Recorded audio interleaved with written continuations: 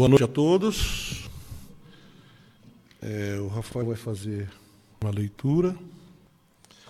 Eu gostaria de fazer uma saudação aos internautas. Estamos transmitindo a palestra da noite através da Web Rádio Portal da Luz e as retransmissões pelas webs co-irmãs Rádio São Francisco, Rádio Semente de Amor, Rádio Doutrina, Rádio Espaço Espírita, Rádio Discípulos, Rádio Palermo e Rádio do Chico.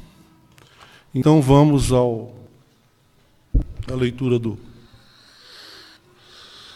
Não aceite maus conselhos. Não se deixe sugestionar por palavras de desânimo. Sempre existe uma saída para qualquer problema. Por mais complexo e difícil que nos pareça, a força divina que rege aos universos está dentro de nós. Ligue-se ao pensamento universal de bondade e amor e vencerá todos os obstáculos. Obrigado, Rafa. Então vamos fazer a nossa oração. Vou pedir para que todos fechem os olhos. Vamos concentrar em Jesus. Vamos agradecer esse dia maravilhoso. Vamos agradecer a espiritualidade da casa que nos ampara, que nos ajuda. Senhor, agradecemos por esse dia, por tudo que nos tem dado. É tão bom saber que você está nessa retaguarda. Nós somos pequenos ainda, somos aprendizes, mas garanto que a cada dia a gente consiga caminhar uns passos lentos, mas que sejam firmes, para que a gente conquiste os objetivos do nosso espírito. Agradecemos, Senhor, que a gente saia daqui bem melhor do que aqui chegamos. Fique conosco, Senhor, agora e sempre, e que assim seja. Nós vamos ter hoje agraciado pela palestra do nosso irmão Leon Denis. Seja bem-vindo.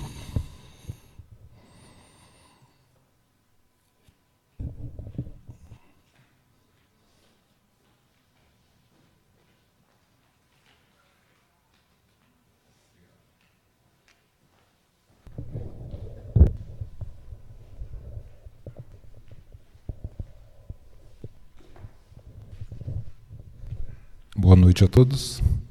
Pedir licença para ficar aqui, nesse ponto. Eu acho mais confortável. E é sempre um prazer, uma alegria, essa energia dessa casa, né? Casa de tia Genir, tia Adalberto. E o tema que nós trouxemos hoje para reflexão é o Buscai e Achareis, o capítulo 25. Junto nós vamos atrelar os méritos e quem sou eu. No item 2, segundo modo de ver terreno, a máxima buscai e achareis é semelhante a esta outra. Ajuda-te e o céu te ajudará. Essas duas máximas, elas trazem para a gente o quê? A visão, movimento, buscar, ir atrás. Ajuda-te e o céu te ajudará. Então, esse movimento de busca, de procura, de alcançar algo, nos mostra essa parte. Qual parte? A parte. Por isso é que foi dito: desperta, ó tu que dormes, levanta-te dentre os mortos e Cristo resplandecerá sobre ti. Está em Efésios 5,14. Por quê? Buscai e achareis é o princípio da lei do trabalho e, por conseguinte, da lei do progresso. Porque o progresso é produto do trabalho, desde que este é que põe em ação as forças e inteligências. Sim, Do que adianta nós termos ali os conhecimentos, as formas, os caminhos, se a gente fica sentado esperando, se a gente fica imóvel na inércia? Está tudo ali. Eu sei dos livros, eu sei das palestras, eu já fiz cursos, está tudo na minha mente. Mas por enquanto só está na minha mente, está no meu conhecimento, e não na minha vivência. Ao fato de que quando levantamos, que buscamos soluções, que colocamos a parte criativa nossa para poder trabalhar, ao enquanto que no primitivismo nós ficamos buscando as desculpas do passado, quem é o culpado, por que aconteceu, como aconteceu, onde aconteceu, mas principalmente buscando um culpado que não seja nós. E nesse movimento de se levantar, de despertar dos mortos, de buscar, de tentar nos ajudar, porque aí o céu nos ajudará, leva tudo isso a pensar em algo que discutimos esses dias entre os familiares: a meritocracia. E a meritocracia, para quem não tem a visão da reencarnação, da vida após a morte, principalmente da reencarnação, talvez se for buscar, se for dar uma busca no Google, nós vamos encontrar também esses dizeres. Bom, primeiro vamos ver no dicionário o que significa meritocracia, que é a predominância dos que possuem méritos. Predomínio das pessoas que são mais competentes, eficientes, trabalhadoras ou superiores intelectualmente. Mas aí a gente, nessa busca, nós vamos encontrar também o quê? Essas imagens. Não se preocupem, a meritocracia vai me tirar daqui. Segundo a meritocracia, no lado esquerdo dessa imagem, só moram os preguiçosos sem visão de futuro, e no lado direito só moram os trabalhadores que ficaram ricos trabalhando. A gente sabe que não é assim. Mas por que essa visão, então, dessa forma? Tanto é que fizeram um teste. Esse teste foi nos Estados Unidos. O rapaz está naqueles campos que as pessoas usam para fazer exercícios. E nesse campo, ele chamou-os e falou: olha, eu tenho $100 aqui. E esses $100 vai ser daquele que chegar primeiro naquela distância. Tinha outra pessoa esperando do outro lado para ver quem seria o vencedor. Apenas tem algumas regras. Eles se alinharam e ele começou a falar: dê 2 passos para frente se seus pais ainda estão casados. Dê 2 passos, e aqui a gente já vê alguns que deram os passos e os outros que continuaram no lugar. Dê 2 passos para frente se você cresceu com seu pai presente em casa. E nessa parte a gente já via as pessoas tentando levar vantagem, aonde que dava aquele pulo mais alto, o mais longo que pudesse, né? Já para levar uma vantagem como se fosse salto olímpico. E ele continua: dê 2 passos para frente se você teve acesso à educação privada. 2 passos para frente se durante o seu crescimento teve acesso gratuito a um orientador. Se você nunca teve que se preocupar com seu telefone celular ser desativado. Algumas pessoas lá atrás já. Dê 2 passos para frente se você nunca teve que ajudar o seu pai e a sua mãe com as contas. Dê 2 passos para frente se você nunca precisou se preocupar de onde viria a sua próxima refeição. E aí os que estavam à frente, ele pediu que se virasse e olhasse quem estava para trás.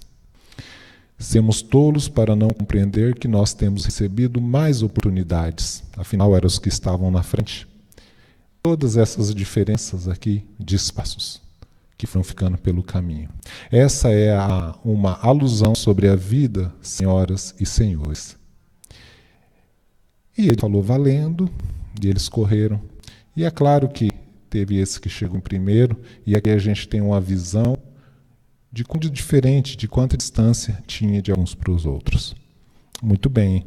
Essa pesquisa, ela comprova, então, que as diferenças de quem principalmente sempre estudou numa escola particular ou teve acesso a aulas particulares depois de ter aula normal, de quem teve inglês, de quem teve acesso a mais conhecimento, sairia na frente, e sai na frente mesmo, diante de uma prova, de um Enem, de um vestibular, como em qualquer outra.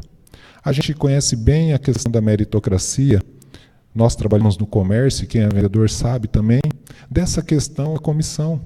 Então, aquele vendedor que se esforça mais, aquele que melhor atende, aquele que também se prepara para estudar sobre o produto, se prepara para conversar bem, fazer um atendimento, ele é claro que ele vai ter mais condições de ter um salário melhor. A meritocracia e esse sistema ainda é necessário, porque a gente sabe da nossa preguiça. Se alguém puder fazer por mim, que faça. É claro que se todos dividissem o mesmo salário, preferiam ficar sentado do que atender o cliente. Ganhar com esforço mínimo. Então ainda é necessário. Mas essa desigualdade que existe, e a gente sabe que existe, essas diferenças que nós sabemos, elas ficam complicadas de entender e de achar alguma justiça nisso. E qual seria o nosso dever? Porque a igualdade sempre pareceu para nós, bom, todos iguais, não é? A desigualdade nem se fala, a gente já percebeu quando quem tem mais ainda é acrescentado.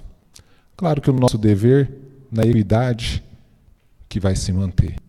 E como que é isso? Bom, eu tenho um sobrinho que ele é autista, o Vinícius, e ele estuda no CEIM.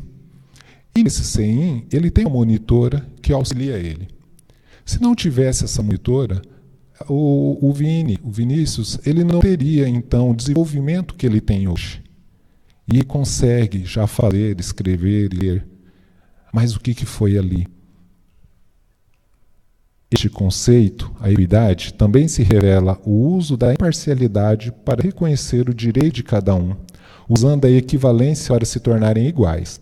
A equidade adapta a regra para um determinado caso específico, a fim de deixá-la mais justa. Olha que legal. Você pega uma regra para ser cumprida, mas dentre essa regra, eles fazem uma adaptação. Porque antigamente regra era regra, não se mexia. E essa equidade vai fazer o quê? Vai fazer com que o Vinícius ele possa ficar aqui. Porque se todo mundo tivesse só a mesma professora, ela praticamente não conseguiria dar aula para os outros, porque ele requer mais cuidado. E os outros também ficariam prejudicados. Neste caso, dá-se para quem precisa mais de atenção a oportunidade. E assim é com os autistas, com portadores de síndrome de Down, com todos aqueles que precisam de mais atenção. E nós estamos aprendendo isso, o amor ao próximo. Nossa, mas eu serei prejudicado por isso? Não. Quando o caminho nosso é o amor, quando o caminho nosso, todos nós como humanidade, é que aquele irmão que precisa mais de atenção, precisa mais de amor, precisa mais de carinho, que todos nós entendamos isso, não vai doer para ninguém. Sim, mas essa professora não poderia estar em outra sala? Poderia, pois ajudando. Mas é assim, nós precisamos ainda saber ceder. Eu não falo porque é o meu sobrinho, ele é um exemplo de tantos outros que precisam dessa atenção, dessa equidade, dessa equalização, para que a gente possa ser mais justos.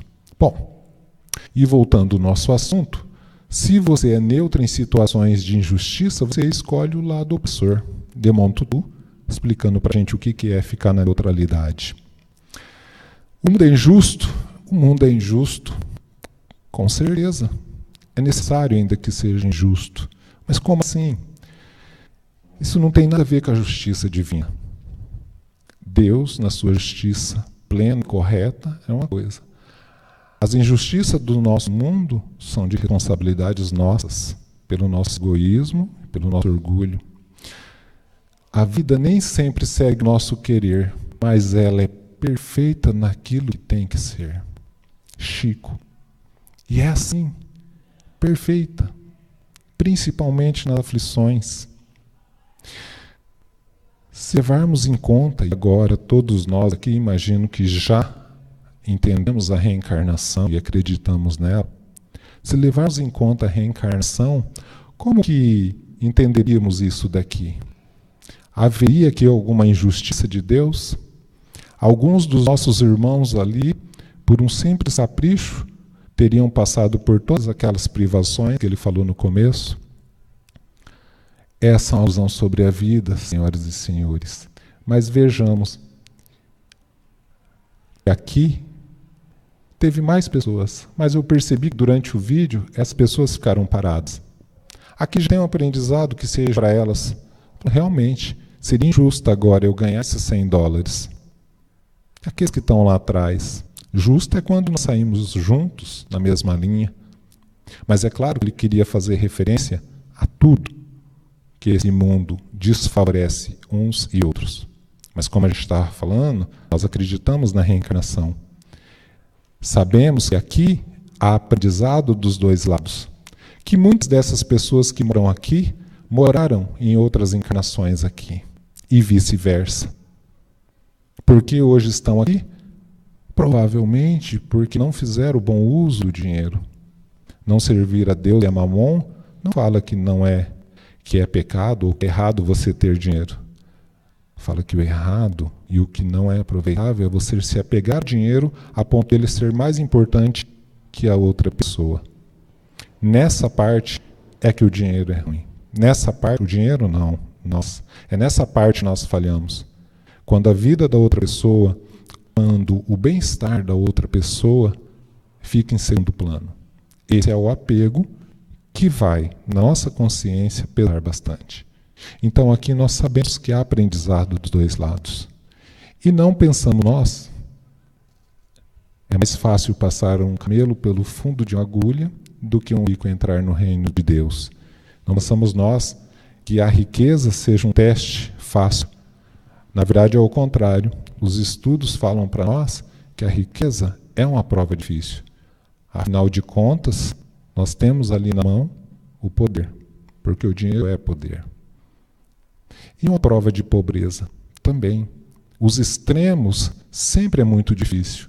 Há espíritos que sucumbem e preferem o suicídio numa vida de pobreza que não se acaba nunca.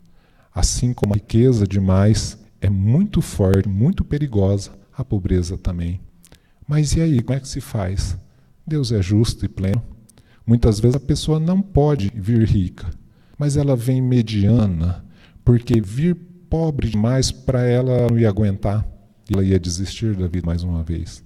Então sempre a programação reencarnatória é muito sábio. Dá para a gente aquilo que nós conseguimos aguentar. Quando que isso tem uma exceção? Quando eu interfiro nisso. Quando eu acho que eu vou aguentar e peço no meu plano reencarnatório que sim, que pode colocar para mim essa prova que eu vou vencer. Eles avisam, mas afinal de contas, livre-arbítrio é isso. Eu posso escolher quando tenho condições. Seguindo, segundo a ideologia da meritocracia, todas essas crianças possuem as mesmas chances de vencer na vida. E é claro que o nosso dever sempre vai ser que isso não aconteça mais. Essa é a nossa função. Não, mas ali tem um aprendizado, tem uma expiação, tem uma prova? Tem. Mas ajudar o semelhante sempre vai estar em primeiro lugar. O amor sempre vai estar em primeiro lugar. Você pode ter certeza plena que a pessoa está passando por uma expiação ou uma prova, mas é dever nosso facilitar ao máximo essa prova. Não deixe a tempestade faça você duvidar de Deus, porque nessas horas, até nós, que estudamos tanto, numa roda de conversa dessa, onde a gente começa a se envolver por esses tipos de comentário, a gente fala, está injusta essa coisa. Deus parece que esqueceu dessas pessoas. O que será que está acontecendo? Sabemos que não. A meritocracia é justa? Para os homens, não. Injusta, porque nem todo mundo tem as mesmas oportunidades. Perante a Deus, na justiça divina, sim, porque é claro que não está levando em conta só essa vida. Quem dali precisava estar lá para trás? Quem precisava passar por certas privações? Passou, porque não ter essas privações para ele seria pior. Afinal de contas, o aprendizado está nas aflições, quando não optamos pelo amor. Dessa forma, É necessário que haja escândalos, mas há do homem pelo qual o escândalo vem. Então, quando a gente falar em injustiça, nós temos que lembrar disso, que ainda no mundo que vivemos, ainda é necessário as injustiças, é necessário o escândalo. Mas que ninguém nasce para ser um motivo de escândalo. Há um desvio de conduta, há uma fraqueza do propósito inicial. Então, decisões, bem ou mal, posso, não posso, bebo, não bebo, uso a droga, não uso, traio o meu esposo, não traio, vou levar vantagem maior do que o combinado nesse contrato ou vou ser honesto? Decisões. Vou falar mal? Não. Vou falar bem? Não. Decisões que levam a gente a um caminho. Quando a gente fala de causa, é a hora que nós estamos aqui, perto de uma decisão. A partir desse momento que eu decidi, eu vou gerar um efeito, eu vou gerar uma consequência. A palestra, antes do passe, para nós, essas reflexões, para que nós possamos pensar um pouquinho mais, para que na hora de uma decisão importante, nós possamos pedir uma orientação, porque o passe já é efeito, já é a cura para o efeito, já é o alento para o efeito que foi causado em decisões que nós tomamos lá atrás e que geraram para nós alguns sofrimentos, algumas dores. Sempre que formos tomar decisões, que possamos parar um pouquinho e ter a consciência que essa lei, como a da gravidade, ela vai acontecer. Decisões mais sábias, mais amorosas, é claro que vão produzir efeitos mais amorosos, mais benéficos. Que possamos prestar atenção se o nosso orgulho está se sobrepondo. Então, a hora da decisão, a hora do que eu vou fazer, a hora de qual inspiração eu vou aceitar. Porque podemos estar do nosso lado os benfeitores e os malfeitores. Diante desses efeitos, algumas pessoas até desistem um pouco do espiritismo, porque quando chegam às nossas casas, a primeira coisa ou a segunda coisa que escutam é o quê? Você é responsável pelo seu sofrimento.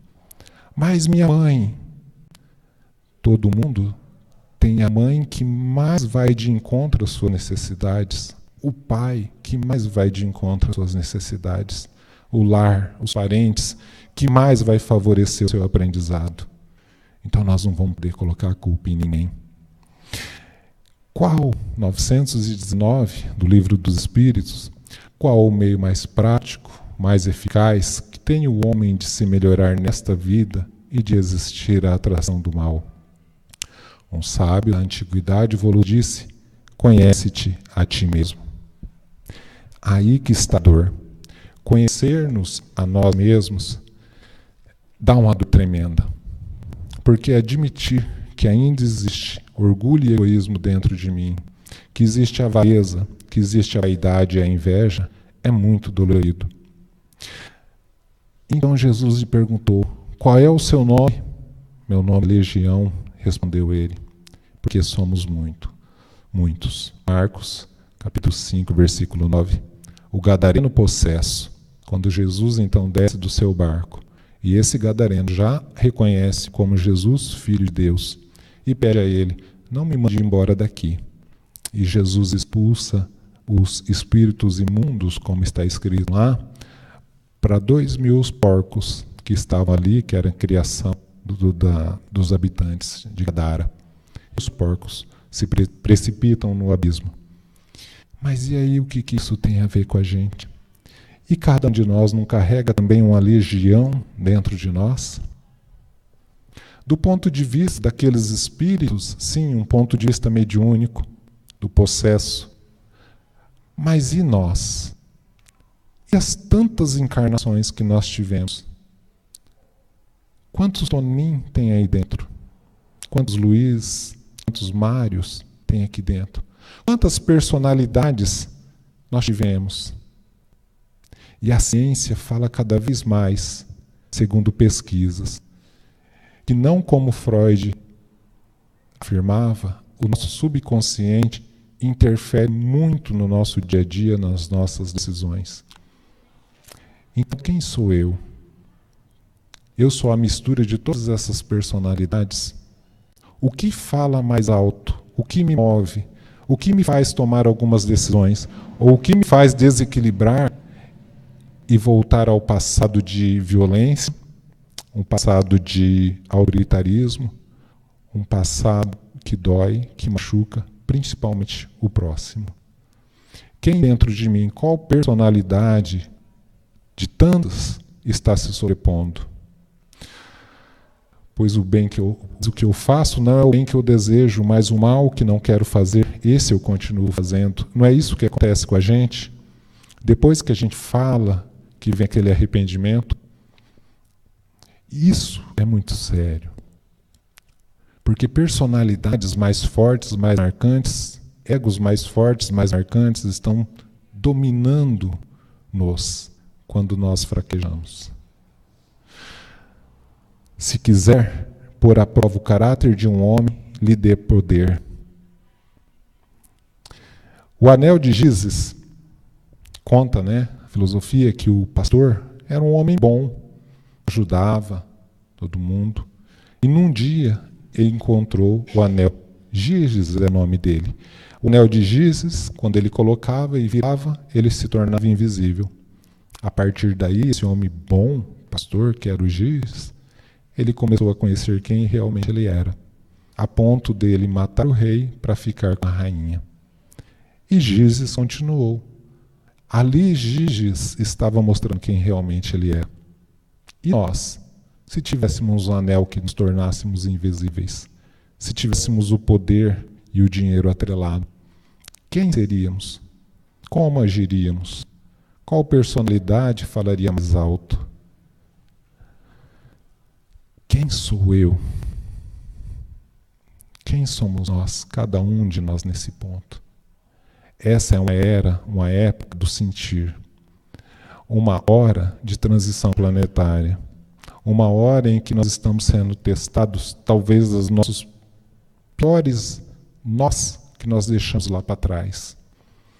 Hora de resolver, hora de enfrentar.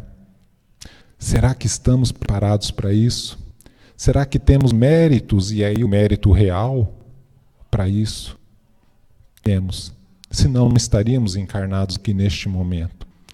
Temos, porque senão não estaríamos aqui no centro, estaríamos em casa assistindo TV ou fazendo qualquer outra atividade. Temos, porque temos a vontade de estar aqui. O passe é a cura, a busca da cura para o efeito. Vamos lembrar sempre disso, que nós possamos pensar melhor, refletir a cada provação que chega para a gente. Porque um desaforo, uma palavra, uma agressão física ou verbal que chega para nós, é a hora de uma aprovação. E é nessa hora que eu tenho que ver se eu vou reagir com o instinto ou com a razão, com a inteligência. Lembrar de tudo que a gente vem estudando, porque isso vai gerar um efeito. Esse efeito, ele é em cascata. A gente acaba produzindo um efeito muito maior. E pior ainda quando a gente demora para revertê-lo, quando a gente demora para ir pedir o perdão, ou quando a gente demora para dar o perdão. E conhecereis a verdade, e a verdade vos libertará. E a verdade está aqui dentro. O Eon tem que buscar o que realmente está dentro dele. Quem sou eu? O que me desequilibra? Por que me desequilibra? Por que eu continuo fazendo aquilo que eu não quero fazer? É chegada a hora, aliás, a hora chegou. Neste momento que nós temos que pensar, não é o outro. Acusar o outro não vai resolver quando a gente fizer a passagem. Porque minha consciência sabe que o outro era uma ferramenta para que eu pudesse me melhorar cada vez mais. Que Deus, nosso Pai, na sua bondade infinita, possa nos ajudar, como sempre ajuda nessa caminhada. E que os bons espíritos que nos acompanham possam sempre estar junto de nós, porque decisões que nós temos que tomar, que possamos escutá-los, principalmente aquelas decisões mais difíceis. Muito obrigado. Ficamos todos na paz de Deus, nosso Pai. Que assim seja.